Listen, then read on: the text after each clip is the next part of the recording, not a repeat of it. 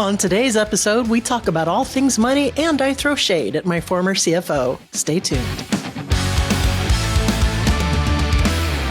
Hey kids, and welcome to Designed by Wingnut Social. I'm your host, interior decorator Darla Jethro Powell, and I am also the grand high poobah of all things here at Wingnut Social, a digital marketing agency for interior designers, furnishings,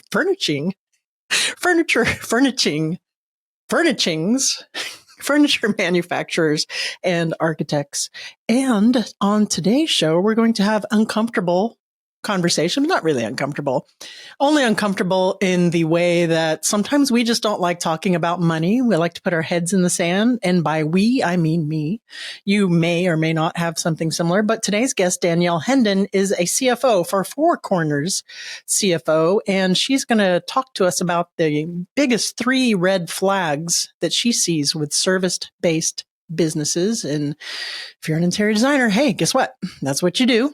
And how to address them, how to think about them, how to fix these red flags. So you might be surprised by that. Before we get into my interview with Danielle Hendon, I want to remind you that our flagship course, our online course, Instagram for interior designers. I almost said marketing for interior designers, which is basically what it is, because 95% of your ideal clients are going to be living on Instagram unless you're a unicorn and still in there on Facebook. And we do have, though, they do exist, smaller communities and different kinds of levels of interior designers. Or if you're a commercial designer, maybe LinkedIn is your main channel. But most of the time, our industry is going to get their leads on social from Instagram. So we have an online course, Instagram for interior designers, which you go take that course at your own pace. It could take you 6 months. It could take you 3 months. It could take you a week. It could take you 5 years. It doesn't matter. Take it at your own pace and put together a marketing strategy for your interior design firm tailored to your branding, your messaging, your voice, your ideal client, your market, your competitor research, all of that stuff. It walks you through, for the most part, all of the best practices and structure on how we comprise marketing strategies for clients here at Wingnut Social. You just have to do it yourself and take the course and walk through it and apply your own elbow grease. And also there is a supportive Facebook group. So if you have any questions, if there's a module or a lesson, there's a cajillion lessons in this thing. It's really robust. In fact, I've had people say you're maybe throwing the baby out with the bathwater and put us out of business with this course, which isn't true, right? Because there's always the person that wants to do it themselves. And there's always those people that are just like, hey, this is great, but no, thank you. Do it for me. I have better things to do with my life, right? So this price point for the course is more entry level, more for beginning interior designers. Maybe you're just starting up your business, or you're got your business to a point to where you need a little bit more elbow grease on your Instagram marketing. Maybe you don't have any business at all. You want to get ideal clients from Instagram, or maybe you have an intern or you have an in-house marketing team. Maybe they don't know exactly what they're doing on Instagram. It happens. It happens a lot more than you think. So they can take this course and impart it and use the principles and practices. And then when you're ready to delegate it to a firm, if you guys don't want to do it yourself, then guess what? Here we are. See, we're hitting that market, that price point. It's brilliant, I tell you. Maybe something you guys should consider if you're not doing it already. Okay, but I'm journeying on.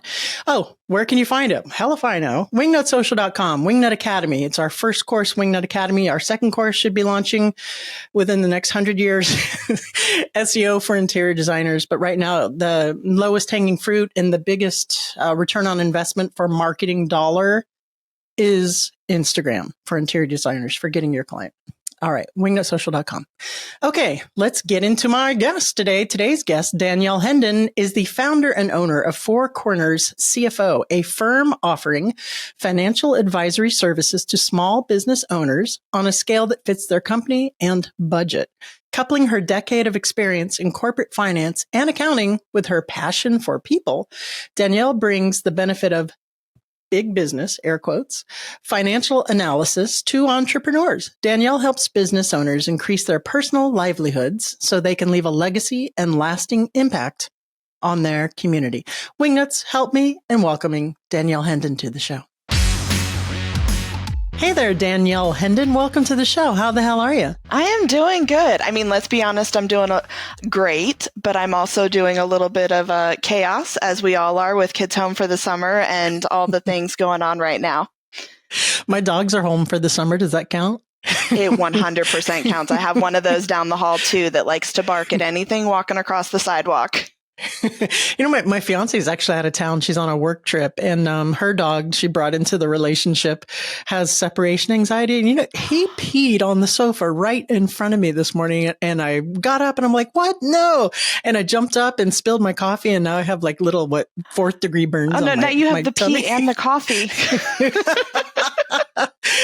So yeah, chaos. Anyway, my point, I was circling back to your chaos comment. So Danielle, today we're talking about money. You are a CFO for Corners CFO, and you help small businesses manage their money.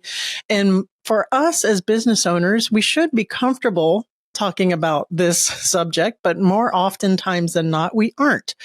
So when we were in the green room, we were talking about our topic for the day is going to be our 3 red financial flags for service-based business, which is what we are as interior designers. So let's dive into that. Are you game? I'm game. I think so many of us, and naturally so, I want to normalize it, want to stick our head in the sand because it's easier. But if you know the numbers, then there's so much you can do with it to grow your business. Yeah, I was that way for a long time. My ex-wife and I ran the business together, and I was the visionary and she was the CFO. And I say that very loosely in quotes, air quotes, because she had no real qualifications for it. And she ran all the finances. And I just was like, okay, let's make things pretty. Let's do this. Let's do all these things. And I used to put my head in the sand, but no longer now that I'm large and in charge as a solo show here for me running the business. So let's talk about the 3 financial red flags for service-based businesses. And what do you have as the first one? So the very first one, and I say this to anyone that will talk money with me for 30 seconds, is your profit in your pocket. I am all about helping business owners put that profit back in their pocket. And if you are not paying yourself, whether it's through payroll or profit distributions, that is the number 1 red flag. That's a good one. That's a big one. And I guarantee you, Danielle, there are those in the audience who are listening right now who are like taking this personally. We've all been brought up in this hustle culture. Put the money back in. You've got to spend money to make money, hustle harder. But at the end of the day, I'm going to say 2 things. First of all, if you are not paying yourself in any way for 3 years, the IRS is going to tell you have a hobby. But if you can manage to make it 3 years without paying yourself in any way, shape, or form, you are going to burn out. And who are we helping? Because every business owner I know, especially in the service-based world, is doing this because they want to help people. Who are you helping if you no longer have the energy to do what you're doing? That's an excellent point. And when I started my business, I actually started as an interior designer, and I didn't pay myself for a good couple of years, with the aforementioned CFO. But my rationing at the time was investing back into the business, investing into the marketing. I had other forms of income, as well there, and hiring people who interior designers to expand and to scale. So what would you say to those business owners who are in that mindset? Or I just started, I'm investing back into the business. Maybe I'm hiring someone to do CAD work, or I'm hiring an administrative assistant so I can free myself up to grow the business. But maybe they have a little bit of flexibility to do that. Is that still a bad idea? It is a wonderful idea to invest back in your business. And it's a necessity early on in business. But there's balance to everything. And I'm going to talk from the perspective of being a woman in business. We tend as women to put ourselves on the back burner and take care of ourselves last. If you are not paying yourself first, and it could be small, it may be 1% of your revenue, and you just build the habit of paying yourself. If you're not doing that, you're not giving yourself the opportunity to problem solve how to pay the other things. You can do both. You can invest back in your business and pay yourself while you do it. You have to build the habit of taking care of you in your business so that your business is sustainable and not just boom and bust. I like that because that's not like a balls to the wall kind of solution, right? It's not like you're not paying yourself, so start immediately $120,000 a year. You're just taking 1%, which reminds me of the Profit First method by Mike Michalowicz. You're nodding your head if you're watching us on Huge our fan. YouTube channel. Yeah, yeah, same. He's been a guest on the show, and that's actually how I did start paying myself. Was I took out 1 to 5% of the gross, actually, of the business, which may or may not be a bad thing, and started paying myself and just made that work. And then eventually it just started working more and more and more. And as we're growing Wingnut, our marketing agency, that's growing more and more as well as we're investing. And I learned that to your point again, you're right. And there's only so much a human being can take without burning out. You've got bills to pay. Yeah. Yeah. Mama needs new shoes. So yeah, for sure. I did learn that lesson the hard way for sure. So very, very good point. So how long on average should someone reasonably be in business before we're getting past that 1, 5, 10%? And how do we, what's the word? I want to say formalize that, but I don't even think that's the word. Is there a formula for that? Let's say that. So I'm going to give the standard accounting answer is it depends. And it's going to be a little different probably for everybody. But if you're able to build let's go back to building a habit. It takes 21 days to consistently build a habit, but you're not going to pay yourself every single day, right? You're going to pay yourself once a month, usually when you're starting out. If we're lucky, we might be twice a month. That it's about a year that you might sit at that 1% and trusting that you can figure the rest of it out and pay yourself. But I would say after that first year, sit down with your bookkeeper. I hope you have a bookkeeper. If you don't, it is the very first financial person you should hire. Sit down with your bookkeeper, go through the numbers and figure out how can you make it more? Look at the end of that first year and say, how could we make this more than 1%? And get creative, because if you're paying yourself 1 to 5% in that first year, you're flexing some of those creativity muscles to figure out how to continue to grow and do the things you want to do. Making a plan for your future after that first year is what I would recommend. It's not necessarily a set number for people. I love the way Mike does it, and he walks everybody through in the book how you can calculate what those numbers would look like based on your revenue. Absolutely love his benchmarking. But I would say the biggest part is coming up with a plan. What does that plan look like for you that fits your business? And if I'm honest, your lifestyle. You may have what we call a lifestyle business where it's just as much about your time as it is your money. And if you're giving yourself back time, you may not be giving yourself back as much money. Yeah, I think I've fallen into a nice sweet spot for that too, where I do have a good lifestyle and a lot of time, a lot of freedom as the rainmaker and the big picture person and doing the podcast, because I have a very dedicated and talented team at Wingnut that takes off all the heavy lifting. So I think so. That's a great point. By the way, a bookkeeper is absolutely the very first entity that I hired out for my business. And I recently just hired a fractional CFO, which I should have probably done. I should have probably done with the previous relationship, but better late than ever. Okay. So what would the next financial red flag be? So I'm going to stick with the theme of profit and say that your next financial red flag is in an area in accounting terms, it's called your gross profit margin, your gross profit margin. When you look at your P&L, again, if you need to sit with your bookkeeper and get some help looking at this, when you're looking at your P&L for service-based providers, I often find they don't categorize the people that are helping them provide that service in their cost of goods sold. They may have people that are either on staff or contracted, and that contractor line or that payroll line sits below the revenue section of their profit and loss statement. It sits in that expenses section. And it takes away from your ability to see how much money it takes for you to make money. Your costs are going to be on your P&L statement. They're going to be two different types of costs. You have the costs that we call revenue generating. They help you bring money in. And then you have costs that are used to run the business. And they sit in two different places on a P&L. You as a business owner should be able to open that P&L statement at any time and know how much money it takes for you to make money. Because at the end of the day, you want to be in a position where you're making enough money on the revenue generating activities to pay the other bills and yourself. And a lot of times for solopreneurs, we are the one that's providing the service. But as you grow and expand, you might have a VA that's helping do some of the work. You might have an associate, an intern, somebody that comes in and helps provide services. And so often I see service-based providers not valuing that time as a cost of providing the service and thinking they have 100% profit margin because they just get paid to do what they do. But then if you have other people doing it, how much are you paying them?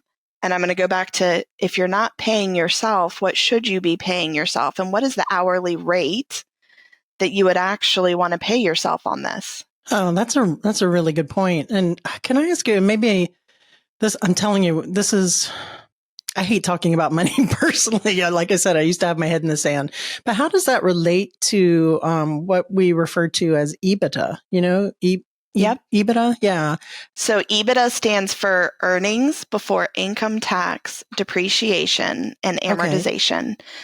It is a very accounting heavy term. Does what you just said tie into that, or am I totally off base? It's a little bit different. So earnings before EBITDA is very similar to the very bottom number on your P&L. So what we call net income shows at the very bottom of any income statement or P&L, whichever term sits better with you. That net income number is your earnings, your revenue, minus everything you spent. That's net income. EBITDA says, from an accounting perspective, there are expenses that we only really keep track of for accrual basis accounting. It's things that we want to make sure we're doing for tax purposes and for accrual purposes, and to be compliant with accounting principles like matching your revenue with your expenses. Okay. Your depreciation and amortization are two of those types of costs. When let's say you bought a car and you bought it in the business name, your tax accountant is going to tell you, we can write that car off, we're done with it, good, done, get some money back. But in reality, that car is going to last you 5-10 years. You're making payments on it for 5 years. From an accounting perspective, we want to try to line up the life of that vehicle with how it hits your books. And that's where depreciation comes in, or amortization comes in, is lining things up with their actual life. So you're going to depreciate that asset, that car, over the life of 5 years, even though your tax accountant wrote it off the books year one. I see.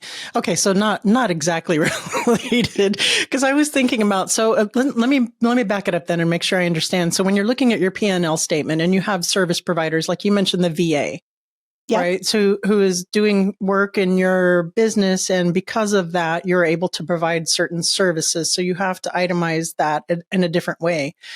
What if you have a service like a subcontractor and you're making markup? Is that in a different category? Nope, that would still be, I would highly recommend that subcontractor go in. It's in your income statement or P&L, it's going to be what's called cost of goods sold. And a lot of people will not naturally put services and contractors there. Right, exactly. Like we're putting our furnishings and You'll put your materials because that's what you think of, but you don't necessarily think of the services that go into it. So your subcontractor. And the VA is a really great example. I don't recommend getting this complicated if you're early on in business, but the more you grow your business, let's say that VA spends 20 hours a week doing administrative stuff, but then they're spending 10 hours a week prepping visuals for your client or putting something together that they can do that is specifically client facing, client focused. I always recommend my growing clients do what I call a direct labor allocation. So while you may pay that VA and that's going to naturally show up as an expense in your contractor line, you want to take the amount of time that's spent providing services to your clients and move it up to that cost of goods sold. Because your ability to make money in your business is driven by that gross profit margin. Your sales minus the cost of goods sold gives you gross profit margin. And your ability to generate money is driven by that. Interior designers use that a lot. At the agency, we don't a lot. I mean, I have payroll, but we don't really have any subcontractors. So we're just payroll heavy because of my team, because of the aforementioned lifestyle that I mentioned. It's time or money, and both are valuable. Amen. Amen to that. It's called mental health, people. Yes. All right. What is the third big financial red flags, and how do we deal with it? Okay, so they kind of layer on top of each other if you haven't noticed. The third one is going to be digging into that profit margin more than just the individual number.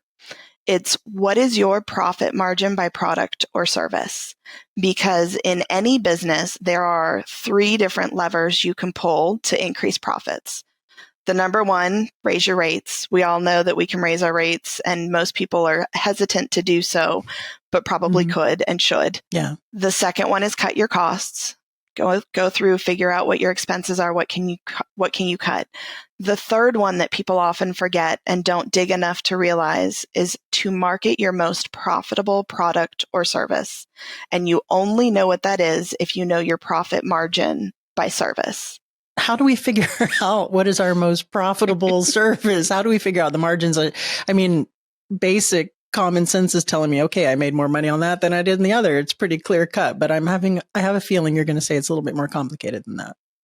It doesn't have to be. It really is. Good. That categorization we talked about, if you go through the effort of making sure you're putting your service providers into the cost of goods sold, and that you're capturing all the costs of generating that sale, that revenue, then it's figuring out what are your service streams? What are the service types that you offer? I know, especially I'm sure for interior designers, it may be that you don't have specific packages or things that can be cut and dry, but you do things on an hourly basis or on a flat fee basis that you know is going to come to a certain amount of work. Right. It's figuring out what is the cost of providing that and bucketing them. So you've got to identify the revenue streams.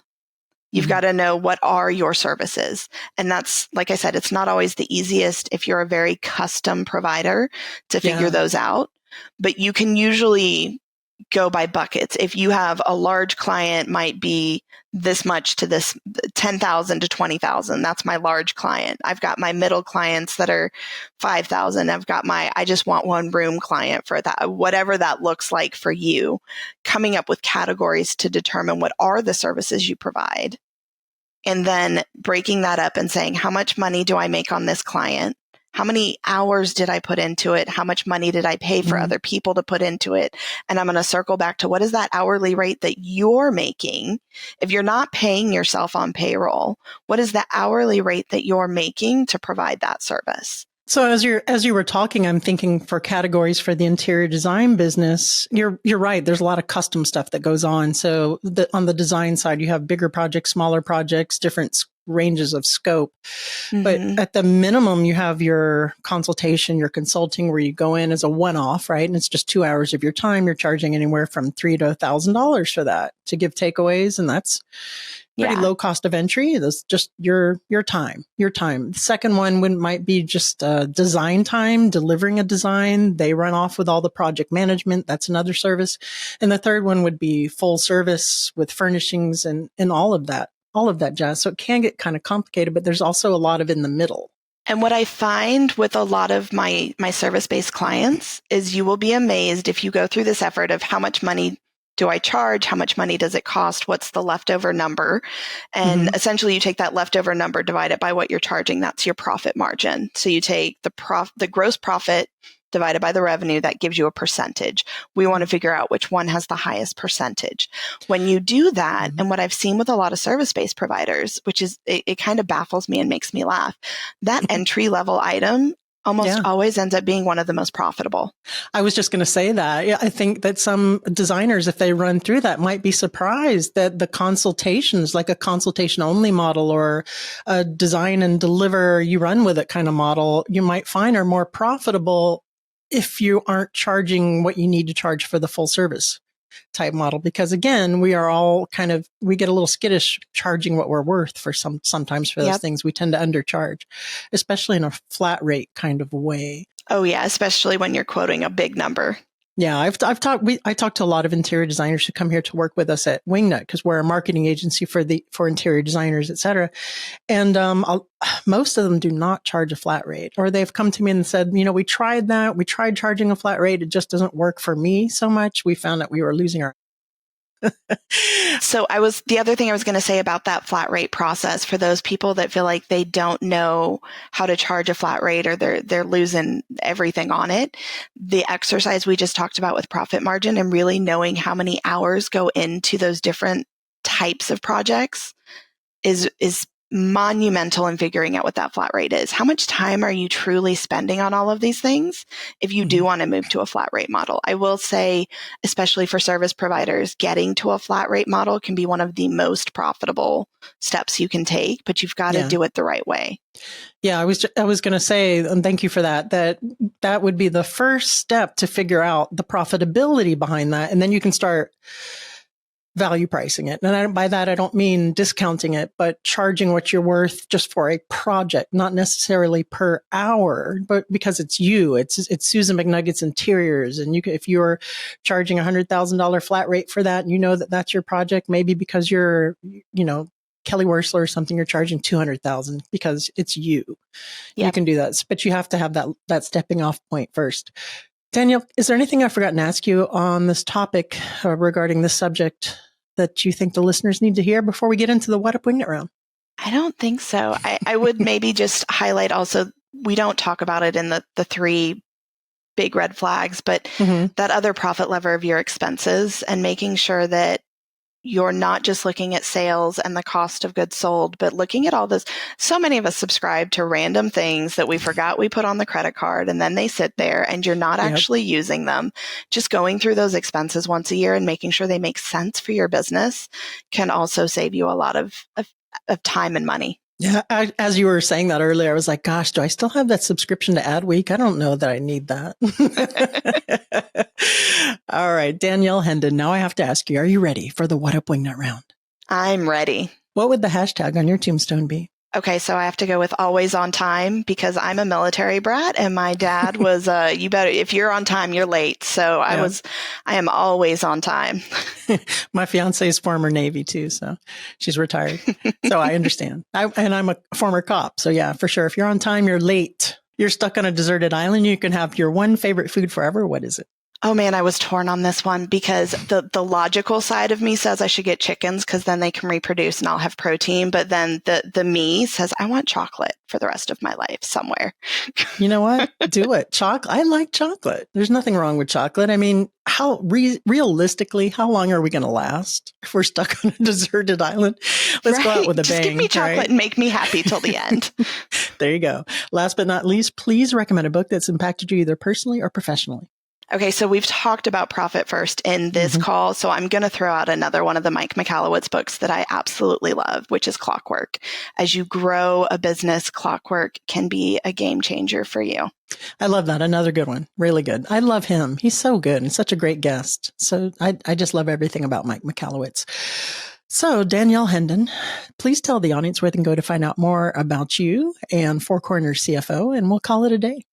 We will have a website up just for you guys. If you go to 4 cornerscfo.com/wingnut, you will find more information about me and how we can get in touch. Awesome. So that's the 4 cornerscfo.com/wingnut. And that will be in the show notes at wingnutsocial.com. So don't fret if you're out running or you're on an oil rig or something and you can't write this down right now. Danielle, thank you so much for joining us. Thank you so much for having me, Darla. Okay, so clearly I need to go back and learn what EBIT is. Oh my gosh, my head swims sometimes with this business stuff, with the money aspect of it. I'm not going to lie. So my agency coach, we talk about the EBITDA, and I've had other agency coaches talk to me about EBITDA, but clearly not in great detail. Or I was seeing squirrels. My nickname is actually Wingnut, if you're new to the show, because I have attention deficit disorder, self-diagnosed, and also diagnosed by my old friends and cops I used to work with. I would be on calls and see things and walk off and, oh, look, a puppy. So yeah, there's that I deal with. But Danielle talked about a lot of things here that I learned the hard way and am now applying to my business. So it's really interesting to deconstruct what she was saying and going back over my 5 years in business now and seeing the mistakes that I made that she talked about, a lot of them, and how I addressed them organically or through advice from other professionals doing this podcast or what have you, or just learning the hard way. And I hope that you apply what Danielle Hendon has advised here and save yourself 5 years of worry and pain and aggravation and all of that stuff. All right, guys, you can go over to fourcornerscfo.com/wingnut. Remember to go check out Danielle Hendon. Don't forget to go to wingnutsocial.com if you need help marketing your interior design firm on social, or if you need help with search engine optimization. So when those clients are typing in interior designer, Miami, Florida, Susan McNuggets, you're popping up. Susan McNuggets Interior Design Miami is popping up on that first page so they can know about you. How are they going to find you if they can't find you, if you're not showing up, right? Referrals and networking are great, but you got to keep that pipeline stoked. It's a synergistic kind of thing, right? You want to be found. That's why I mentioned before on the course that our first course was Instagram for interior designers, because it's low-hanging fruit, right? It still is a slow play. Organic social media marketing is still a long game. It takes a while to nurture that and build that to a point to where it's consistently paying off with leads and inquiries and that brand awareness and reach. You're not going to see that in 2 or 3 months, but it has more instant gratification, right, than SEO does. You can see in real time people coming in, people following your brand, people sending DMs or questioning you about your brand, or you can see that build. You can still see results for search engine optimization on your Google Analytics, and you can see what's happening, but it tends to be, in my experience, a lot slower of a build. Still very important. You need to do it because, like I said, everything works together, but 9 times out of 10, I loved saying 9 times out of 10, 99 times out of 100, the social marketing for a new business is the low-hanging fruit. And that's what I worked on when I started Darla Powell Interiors. That was where I put in all my effort. And it was 10x like that so quickly, putting in the elbow grease for that. So Instagram for interior designers, wingnutsocial.com. I'm rambling as a wingnut is wont to do. And I guess that's it. Until next time, remember to get out there, get uncomfortable, and be great.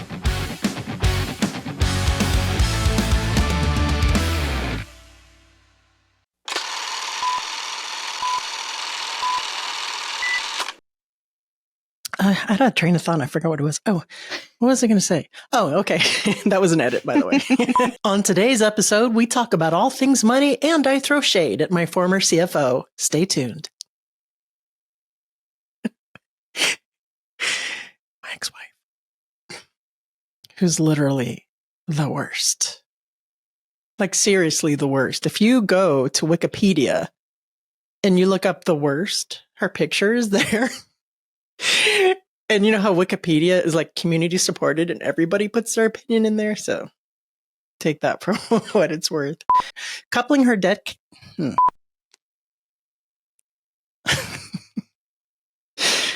feel so awkward. Help me and welcome to the show.